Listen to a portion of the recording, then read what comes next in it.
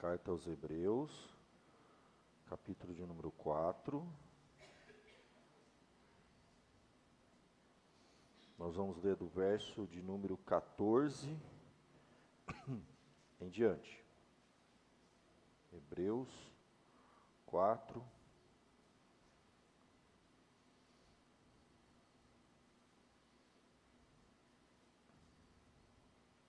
Verso 14 em diante.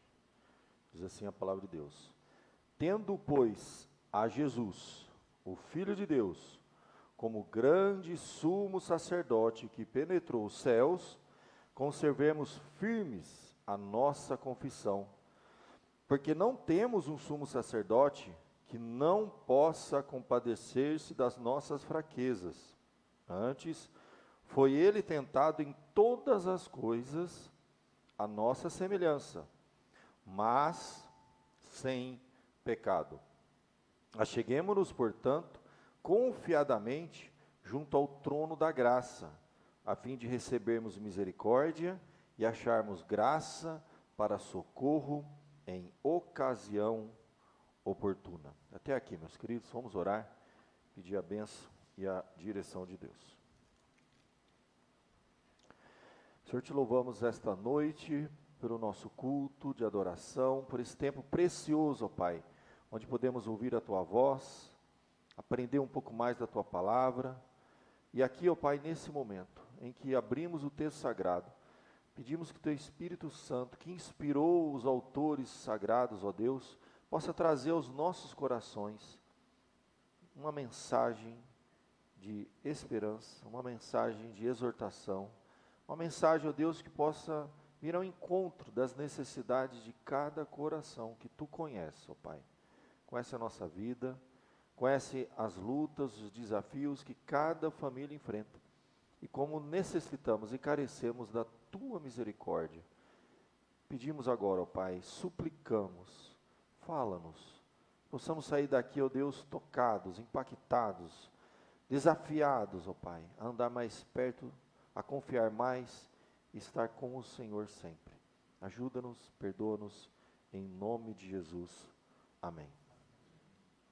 Meus irmãos, nós estamos estudando nos domingos que se passaram bastante sobre a soberania de Deus, os decretos de Deus, aquelas doutrinas mais importantes da nossa fé.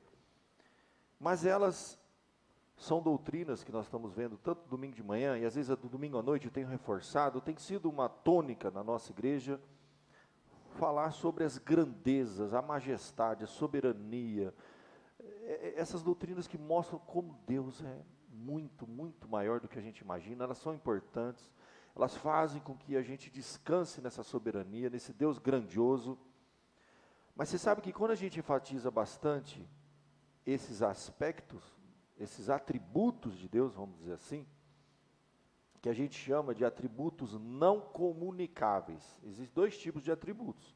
Existem os atributos não comunicáveis, a onisciência, a onipresença, a onipotência, são coisas que pertencem a Deus.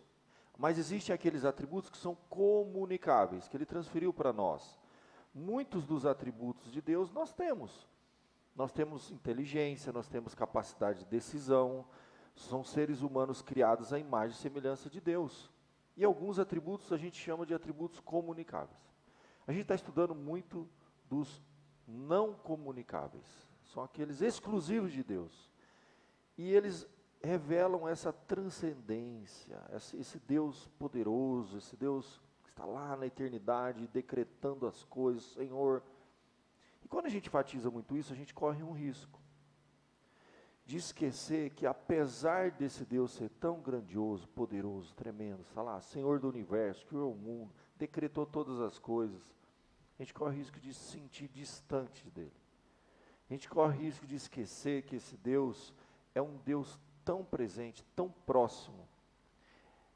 A gente corre o risco de esquecer que esse Deus se fez homem e habitou entre nós, e vimos a sua glória como a glória do unigênito do Pai. A gente corre o risco de esquecer o que a carta aos Hebreus diz aqui no capítulo 4, que Ele se compadece de nós. Porque ele foi provado, tentado em todas as coisas a nossa semelhança. A gente corre risco de esquecer que Deus viveu as mesmas experiências que você está vivendo. Aí a gente precisa se voltar um pouco para a humanidade de Jesus. Como ela é importante para trazer um equilíbrio na nossa fé. Se a gente refletir muito sobre a divindade, o Deus supremo, transcendente, que está acima da criação, governa o universo, de vez em quando a gente tem que voltar.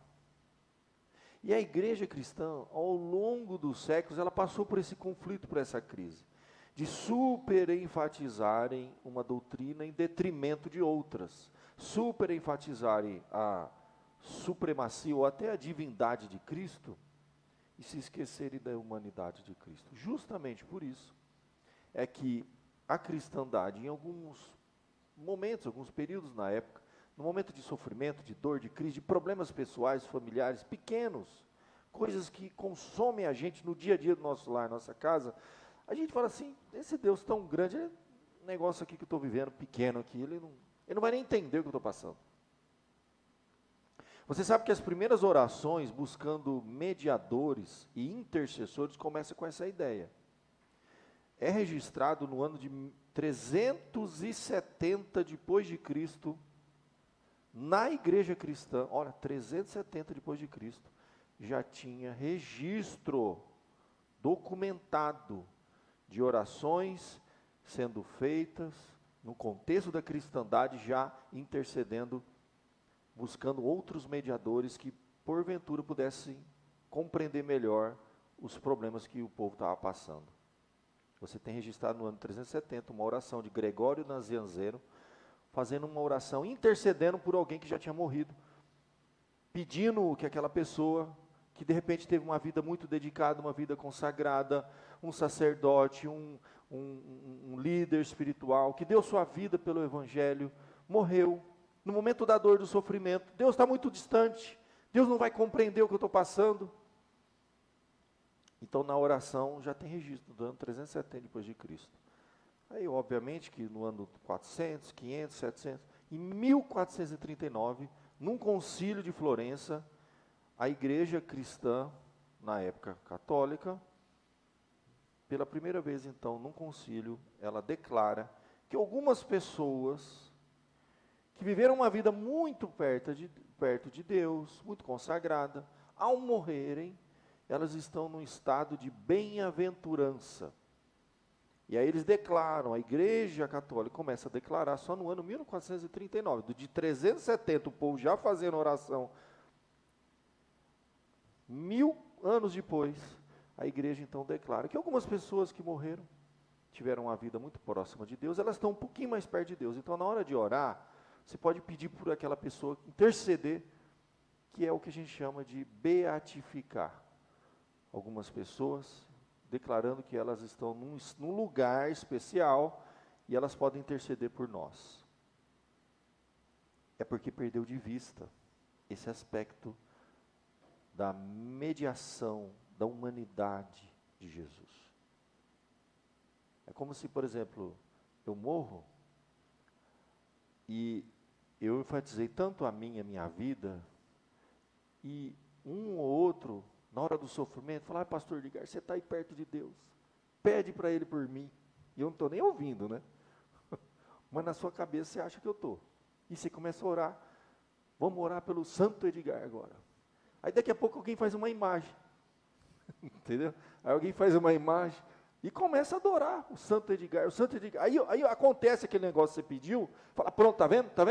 Ó, Deus está ouvindo as orações quando eu oro. Aí você termina a oração, Senhor, abençoe minha família, meu filho está doente, em nome do santo pastor reverendo Edgar Casoli Neto, amém?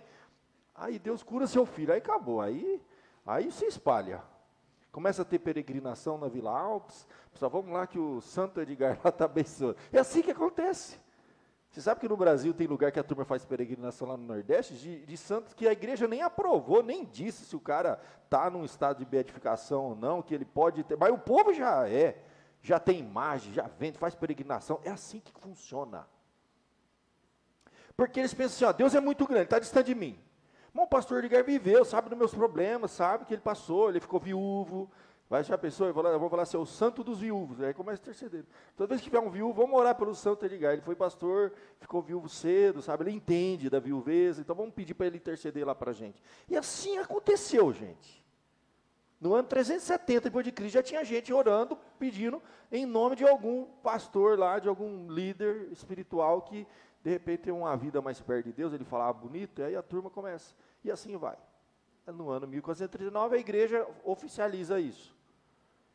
E até hoje tem gente, na hora de fazer oração, ora em nome de algum santo, de alguém que possa interceder. É assim que funciona. Mas isso tudo por quê? Porque perdeu de vista Hebreus 4. Por que Hebreus 4 foi escrito? Se você começar a ler os primeiros capítulos, vai falando dessa... Deus é tremendo demais, né? Vai falando do sacerdócio, da obra de Deus, de tal. Aí ele pega no capítulo 4, verso 14. Tendo, pois, a Jesus, o Filho de Deus, como grande, sumo sacerdote. Então coloca como o maior de todos os sacerdotes, o Filho de Deus, que adentrou os céus, está sentado à destra de Deus. Então coloca Jesus Cristo tão lá, que na hora de você orar, eu falei, ele está muito longe de mim. Ele não sabe o que eu vivi aqui, o que eu estou passando, o problema que eu estou passando com a minha mulher, com meus filhos, com o meu trabalho. Eu preciso achar alguém mais perto de mim, e que esteja mais perto de Deus também, para fazer a mediação. Porque Jesus está lá sentado à destra de Deus. É assim que funciona. Perderam de vista. É importante ter esse aspecto da supremacia, da divindade. O grande sumo sacerdote, o Filho de Deus encarnado, está sentado à destra de Deus, e tal, tudo isso que a Bíblia fala. Só que se você parar aí, a sua confiança começa a entrar em conflito. Por que que Hebreus 4 foi escrito? Olha que o verso seguinte, ele faz o contraste. Apesar de Jesus estar lá, sentado à destra de Deus, o grande sumo sacerdote, o Filho de Deus, blá, blá, blá, blá. Nós não temos um sumo sacerdote que não possa se compadecer das nossas fraquezas não, viu gente? Você percebe, ele coloca Jesus tão lá em cima, aí ele faz uma ressalva, porque nós não temos um sumo sacerdote que está tão lá em cima, ao ponto de não conseguir compreender o que você está passando aqui. Por isso que ele fala assim, não temos um sumo sacerdote, começa da negativa, um sumo sacerdote que não possa se compadecer das nossas fraquezas. Antes, ele foi tentado em todas as coisas à nossa semelhança. Percebe que o autor está preocupado com isso, que as pessoas começam a olhar para Cristo e começam a ver ele tão lá distante, que a gente, na hora do problema, a gente, pera, mas apesar de ele estar tão lá em cima, ele compreende a nossa fraqueza. Ele pode se compadecer. E a palavra aqui é muito bonita, já preguei várias vezes esse texto, e toda vez que eu começo a tratar de doutrinas da grandiosidade, da majestade, soberania, dos decretos, blá, blá, blá, a gente vai perdendo de vista essa humanidade de Jesus, aí eu tenho que trazer de volta para a igreja e falar, pera, a palavra aqui, compadecer, é a palavra simpatos, que no português lembra o quê? Simpatizar. A ideia de sentir a mesma coisa, se colocar no lugar do outro, isso é o conceito raiz dessa palavra, você se colocar no lugar do outro. Nós não temos um sumo sacerdote que não tem a capacidade, mas ele tem então, de se colocar no seu lugar, de compreender o que você está vivendo hoje, aqui e agora, por mais simples, por menor, por mais humano que seja a sua experiência, ele tem a capacidade de se colocar no seu lugar, de compreender você mais do que você imagina. Não só porque ele é Senhor de todas as coisas, sabe todas as coisas, mas porque ele foi tentado em todas as coisas. Isso que é maravilhoso. O sacerdote, ele era justamente essa figura, que tinha que fazer essa ligação. Tinha que ter acesso a Deus e acesso aos homens. Para ser um sacerdote, tinha que ser tirado do meio do povo. Tinha que ser dentre o povo, humano. Jesus é tirado dentre o povo, ele nasce no meio do povo, ele é filho de Maria, com José, da tribo de Davi, de uma família simples, Ele cresce aonde, gente? Em Nazaré, da Galileia, região mais pobre. Tanto que os intelectuais, os religiosos da época falavam assim, pode vir alguma coisa boa lá de Nazaré. Mas o que, que tem lá? Não tem nada, não tem estudo, não tem saneamento, não é nem asfaltado aquela região, é um fim de mundo lá, é um bairro mais pobre que tem lá, vamos pensar assim. E que as pessoas vinham de lá, não tinham recurso nenhum, não tinham acesso a nada. Então, pode vir alguma coisa boa de lá? Jesus foi tirado do meio do povão mesmo assim. Ele cresceu no povão do povão do povão. E aí o texto diz, apesar dele ser o Filho de Deus, o grande sumo sacerdote, que adentrou os céus, que intercede por nós, blá, blá, blá, nós não temos um sumo sacerdote que não possa poder, ele tem poder de se compadecer de você, ele pode. Você pode se achegar a Jesus e derramar perante ele a sua oração, a sua experiência, seu sofrimento, a sua aflição, com uma garantia bíblica de que ele pode se compadecer de você. A coisa mais difícil é você compartilhar algo, a sua experiência, dividir a sua dor, dividir alguma coisa, com quem não pode nem compreender o que você está passando. É uma outra realidade. Jesus não viveu uma outra realidade.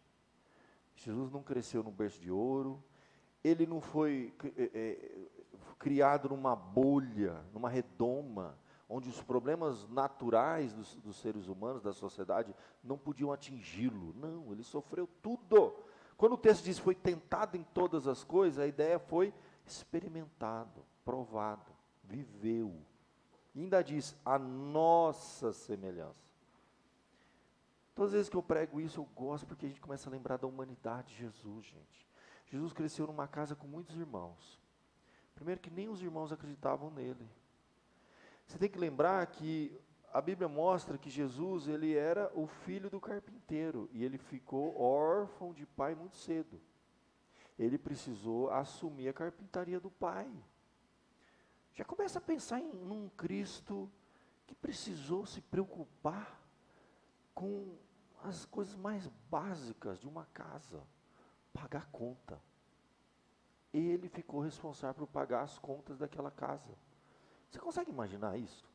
O Senhor Criador do Universo, nascer num lar pobre, perder o pai cedo e ter que trabalhar, assumir a carpintaria do pai, preocupado de trazer o pão e o leite para ajudar a sustentar a mãe viúva, e os filhos, que todos eram menores do que ele.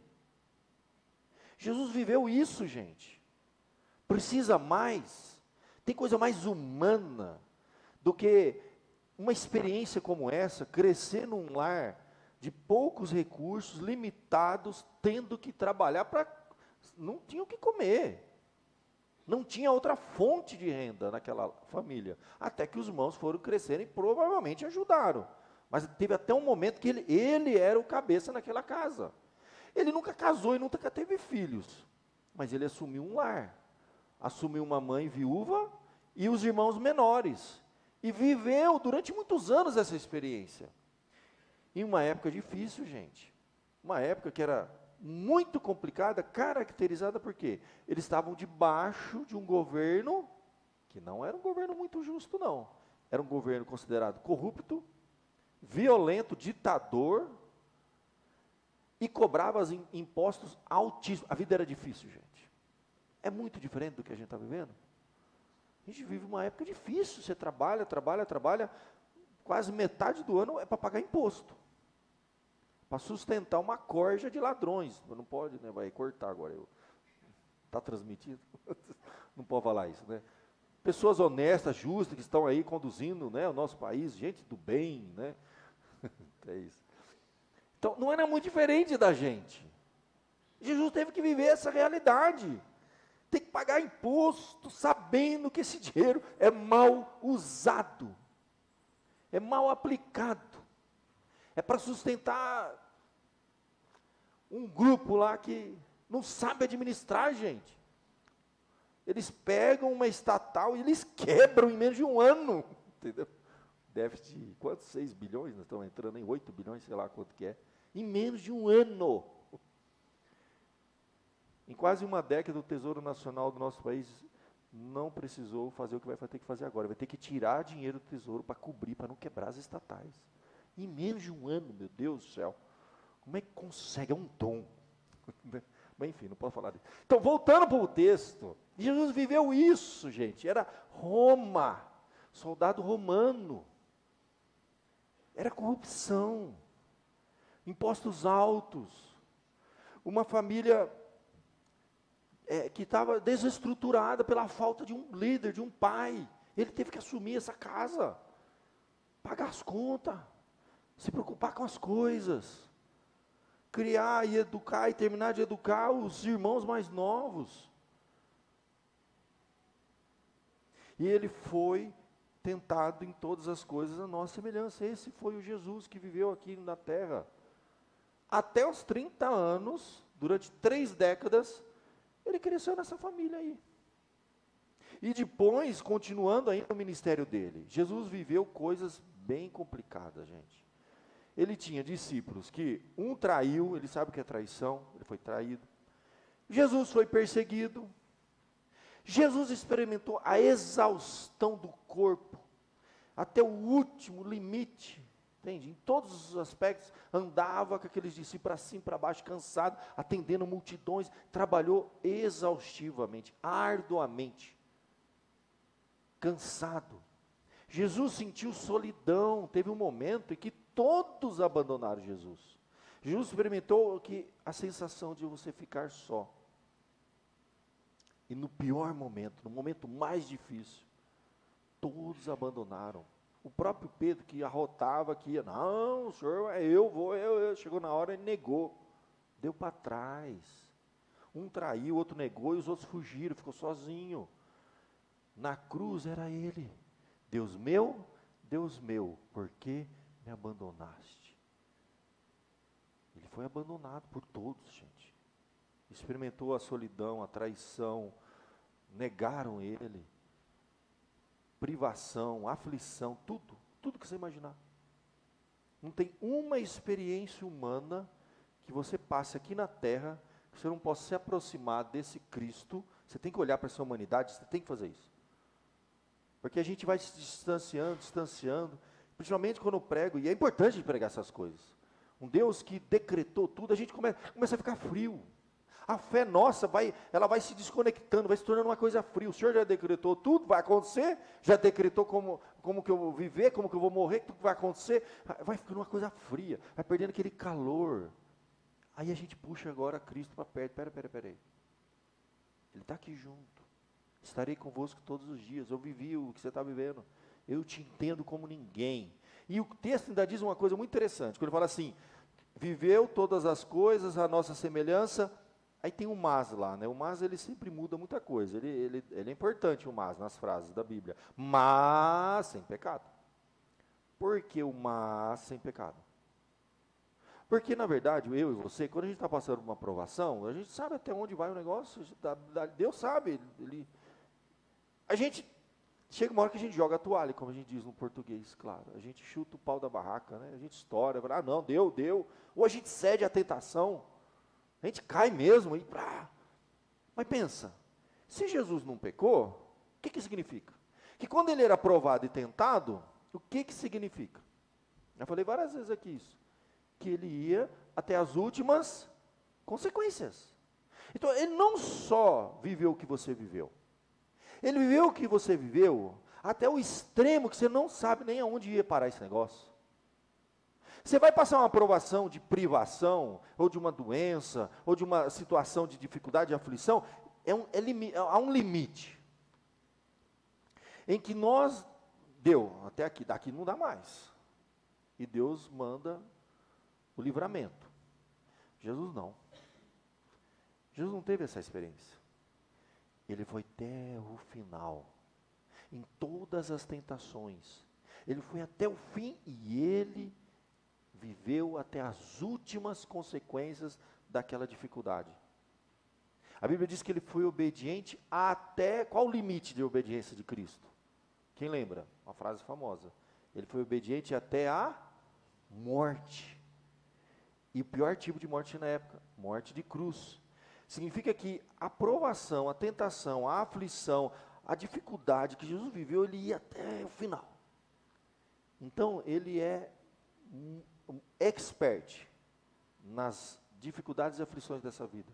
Porque ele ia sempre até o limite e vencia as tentações. Nunca era vencido. Ele nunca foi derrotado. Ele nunca desistiu, ele nunca jogou toalha. Não, ele estava ali, ó, segurando firme o negócio. Ó. Gotas de sangue escorrendo, que os médicos dizem que isso é uma reação do corpo, de uma pressão tão profunda, que sangue, gotículas de sangue se formam nos poros da pele. E é como se ele tivesse aterrorizado, assim, de uma forma que a gente nem imagina. A pior forma que o ser humano poderia, poucos seres humanos chegaram a esse extremo. E ele orava dizendo, não seja feita a minha vontade. Se possível, afasta de mim esse cálice. Sabe, suar frio, como a gente fala, Jesus suou sangue, né? A gente chega a suar frio, né? Tem coisa que, aquele frio na espinha, né? Que a gente passa de um susto, de uma provação, de um problemão daqueles que tiram o sono, que te deixa doente, que você emagrece alguns quilos, que você vai ficando com gastrite, aquilo que vai te moendo por dentro, multiplica isso por 1000. Não é suar frio. Chegar na hora H mesmo ali, ó, ele foi até o final e suou sangue. É o que ele ia enfrentar. Era o cálice da ira de Deus. Se possível, afasta de mim. Que cálice que era, gente? O cálice, ele bebeu. Foi homem para beber no meu e no seu lugar. Significa que Jesus viveu as maiores pressões que o ser humano pode ver na terra, até o extremo máximo que a gente nem imagina o que é. Ele já experimentou a ira de Deus, coisa que a humanidade ainda não experimentou. Ele já bebeu o cálice da ira de Deus, que vai ser derramado no fogo eterno sobre os ímpios lá, com o diabo e seus anjos. Jesus já tomou esse cálice, em nosso lugar. Ele experimentou, ele foi temporariamente separado de Deus, para que eu e você fôssemos eternamente recebidos. Só que ele fez isso em carne e sangue, num corpo humano como o meu e o seu, com os mesmos sentidos. Percebe essa ideia? Ele se fez homem e encarou e tomou o cálice da ira de Deus no nosso lugar. Então, meus irmãos, como a Bíblia fala, o que era para cair sobre nós, caiu sobre ele, e sobre as suas pisaduras, nós fomos sarados. Então, o castigo que nos traz a paz, Jesus tomou isso no meu e no seu lugar. Então, ele foi até o extremo. Ele viveu as coisas mais básicas de uma família, de um lar disfuncional, perdeu o pai, a confusão, aquela coisa toda. Foi vivendo o ministério, as pressões, perseguições, traições, tudo. Teve fome, deserto lá, sem comer, 40 dias, provavelmente com líquido, secou, acabou. Chega uma hora que ele teve fome, teve sede, ele foi até o limite. Foi tentado pelo próprio diabo lá no deserto, no extremo do homem. Tanto que depois que o diabo se afasta, Deus envia anjos para socorrer, porque ele não ia conseguir nem voltar para casa. Ele chegou ao extremo. Provavelmente Jesus tinha uma estrutura física considerável. Ele não devia ter um preparo físico para enfrentar o que ele enfrentou, as provações, os jejuns que ele passava, as perseguições, ser flagelado como ele foi.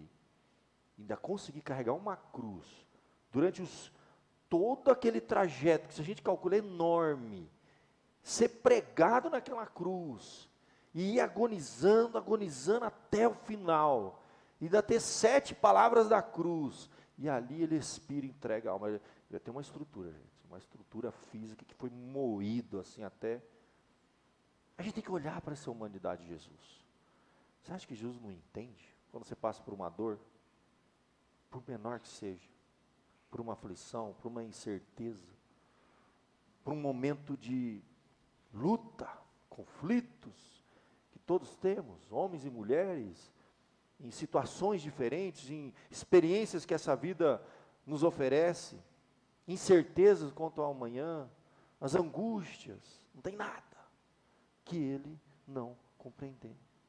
Porque não temos um sumo sacerdote que não possa simpatizar, sentir a mesma coisa. Ele se coloca no nosso lugar. Então ninguém compreende mais o que você vive aqui nesse mundo do que Jesus. Ele foi tentado em todas as coisas, todo tipo de aflição, a nossa semelhança, e sem pecado, ou seja, ele não cedia. Então, aquela tentação que chegou até um determinado limite para nós, ele foi até o final e venceu ela, todas, até a morte, e morte de cruz. Em tudo que você pode imaginar. É por isso que o autor, depois, conclui no verso 16, portanto, gente, um sacerdote como esse, que é poderoso bastante a ponto de estar lá, sentado à destra de Deus, é o Filho de Deus, Senhor do universo, que intercede por mim e você, que tem poder para interferir na sua vida, para fazer qualquer coisa. E se ele não faz, porque ele tem um propósito maior. O grande sumo sacerdote, o Filho de Deus, mas que também viveu as mesmas coisas, mesmas experiências, percebe essa transcendência e imanência que a gente fala na teologia, que Cristo tem, que é o único que tem isso, ninguém mais do que Ele. Por mim e por você. Aí ele conclui, verso 16, portanto, gente, se achegue confiadamente junto ao trono da graça, a fim de receber misericórdia e acharmos graça para socorro em ocasião oportuna. É uma conclusão. Portanto, logo então, gente, você precisa ir atrás de outro, você precisa ficar angustiado com alguma coisa, você precisa, para, você tem o Senhor Jesus, que tem poder para intervir na sua vida, e compreende a sua vida, as suas experiências, menor que for, como você nunca, jamais pôde imaginar como que Ele compreende. Você chegar em oração para o Senhor Jesus, Ele está falando, se achega com confiança. Possa se achegar com confiança. Aonde? Ao trono de graça. E é interessante que é o único lugar na Bíblia que você vê essas duas palavras juntos. Trono, o que lembra trono? Trono é um lugar, quem senta no trono manda. Poder, autoridade. Quem pode intervir na sua vida? Quem pode realmente fazer alguma diferença? Quem pode mudar a realidade? O trono pode. Ali emana poder, autoridade. Só que você vai ver na Bíblia trono da ira, trono da justiça, trono de tudo. Agora, de graça, favor. É o único lugar na Bíblia. A gente tem acesso ao trono da graça de Deus só por meio de Jesus. Ele conquistou isso para a gente. Então você tem acesso com confiança, Deus está te chamando, vem para o trono da graça. Não é todo mundo que tem acesso a isso não, é só por meio de Cristo. Se achegue com confiança junto ao trono da graça, com a finalidade de receber misericórdia. A primeira coisa que a gente precisa é da misericórdia de Deus. Somos pecadores, miseráveis, ingratos, maus, a gente não merece, a gente precisa da misericórdia, não é mérito, é misericórdia. E, primeiro recebe a misericórdia quando se aproxima, depois você acha graça para socorro em ocasião oportuna, ou seja, Deus sabe o que está passando.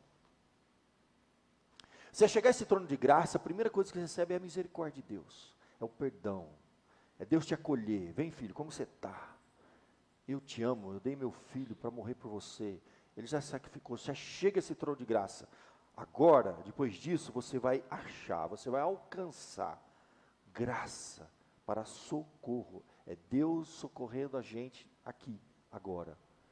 Nos problemas que nós vivemos, no que você tem para resolver essa semana, os problemas que você tem dentro da sua casa, no seu trabalho, no seu relacionamento, criação dos seus filhos, é isso. É esse favor de Deus para nos socorrer naquelas questões humanas. Existe um aspecto espiritual, que é a misericórdia, a graça, o perdão, é a primeira coisa que a gente precisa. Mas enquanto a gente estiver aqui, a gente tem que comer, a gente tem que vestir. E a Bíblia fala que Deus se preocupa com essas coisas. Deus, Ele olha para você e Ele vê as suas necessidades. E não é errado a gente buscar Deus nessas coisas. A gente não pode inverter a ordem. Eu não vou buscar Deus só por causa dessas coisas. Mas o texto nos diz, se achega ao trono de graça. Você vai realmente, primeiramente, você está fazendo mais do que tudo, é uma bênção espiritual na sua vida. Você precisa experimentar a misericórdia de Deus no seu coração, a paz, o perdão. Mas eu sei das outras coisas. Você precisa de socorro. Você precisa ser socorrido em quê? O que está pesando e ocupando a sua mente agora? O que está te deixando ansioso? A Bíblia fala, não andeis ansioso de coisa alguma. Em tudo, porém, seja reconhecido diante de Deus vossas orações, súplicas, ação de graça. E a paz de Deus, que excede o entendimento, guardará o vosso coração e a vossa mente em Cristo Jesus. Se achegue, portanto, confiadamente junto a esse trono de graça, a fim de ter essas duas coisas, misericórdia, suprimento espiritual que você precisa, perdão dos seus pecados, reconciliação com Deus, ser acolhido, ser recebido, Deus te chamar de filho, adotado, perdoado, amado, protegido, agora eu vou cuidar de você. Deus sabe, gente. É por isso que Ele fala, olha os lírios do campo, olha lá, se eu cuido das aves, não vou cuidar de você. Deus sabe das nossas necessidades humanas. Não é errado a gente pedir. A gente não pode transformar o evangelho num balcão de negócio com Deus para ele resolver uma meia dúzia de problemas materiais nossos. Claro que não. A gente é contra isso, a gente prega contra isso. A gente condena a igreja que se transforma num lugar de resolver problema material. Né? Aí hoje é o dia de Deus vai perdoar as dívidas que você tem no banco. Vem para cá, não vou fazer oração. Não é assim que funciona. Ué. A gente sabe. Mas a gente tem que tomar o cuidado também de negar que Deus intervém nas coisas materiais. Não, hoje é o dia da cura dos problemas de saúde. Aí na quinta é o culto perdão das dívidas, né? Isso dos endividados. A igreja enche de endividado. Entende? Aí no outro dia a igreja enche de gente doente, que veio para curar o corpo. Não é isso, o evangelho não é isso. Mas a gente não pode negar que Deus intervém nisso. Ele sabe que a gente tem problemas materiais.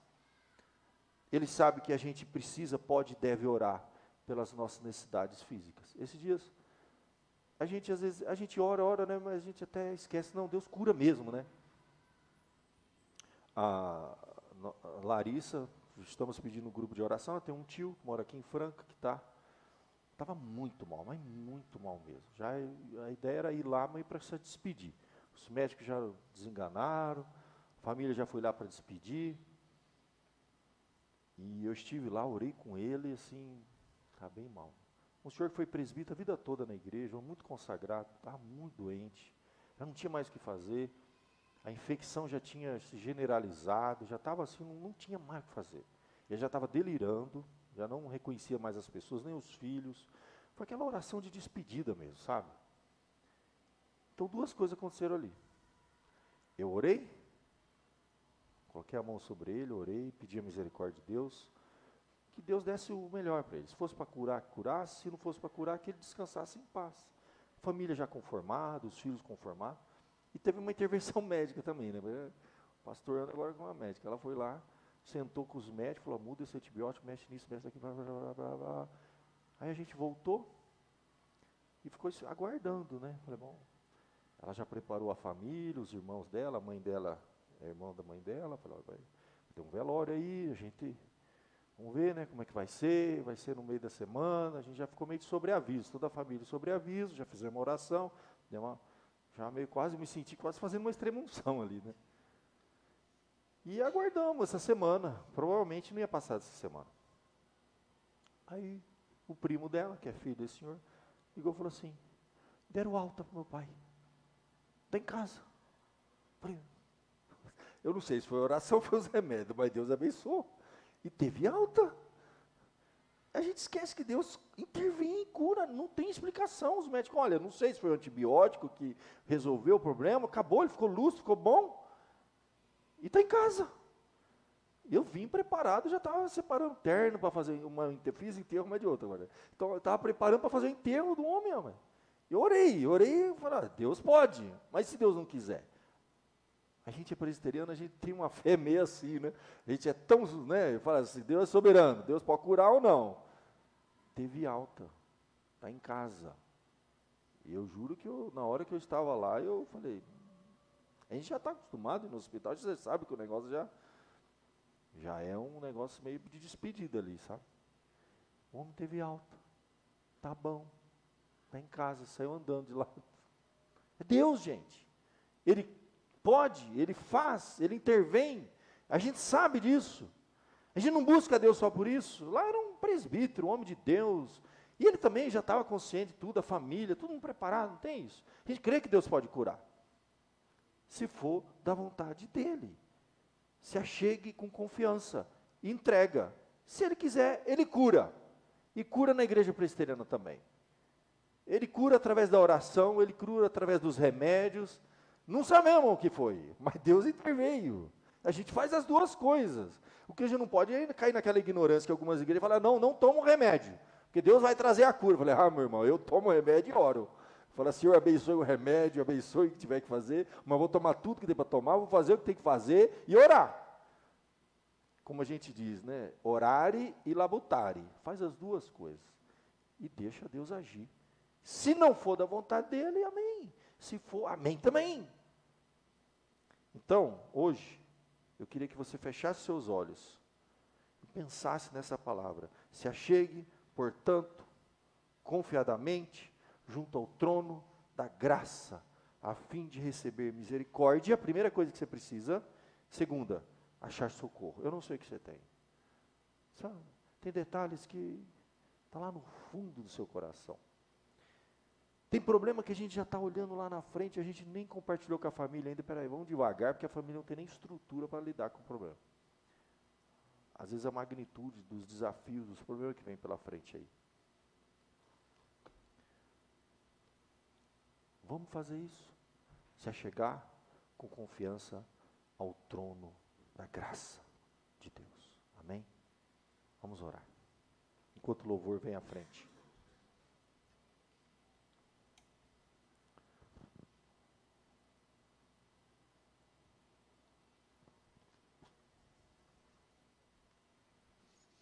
Senhor Deus, nós estamos nesta noite, nos achegando confiadamente ao trono da Tua graça, Senhor.